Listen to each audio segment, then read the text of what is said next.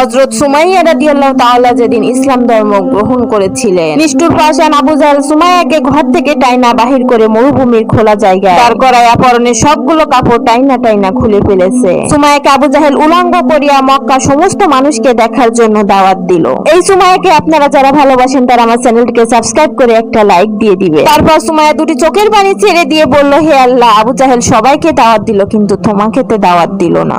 আমি সুমাইয়া তোমাকে দাওয়াত দিলাম, তুমি একবার এসে তোমার বন্ধুর পাগলিনী সুমাইয়াকে দেখে যাও না। আমার আল্লাহ বলেন, সুমাইয়া তুমি আমার বন্ধুর ভালোবাসায় এত কষ্ট পাইতেছো, আমি তোমার দাওয়াত গ্রহণ করলাম। নিষ্ঠুর আবু জাহেল এটা সহ্য করতে না পেরে সুমাইয়ার তলপেটে এত জোরে বল্লম দিয়ে একটা আঘাত করলো। সুমাইয়া জমিনে পড়ে গলা কাটা মুরগির মতো কাঁদতে কাঁদতে বলল, মাবুদ গো, তোমার ভালোবাসায় সুমাইয়া জীবন দিয়ে গেল, তুমি একবার এসে আমাকে দেখে গেলে না। আমার আল্লাহ বলেন, জিবরাইল আমার জান্নাতুল ফেরদাউসটা উঠিয়ে দিয়ে আমি আমার বন্ধুর পাগলিনী সুমাইয়াকে দেখতে যাব। সবাই বলেন সুবহানাল্লাহ।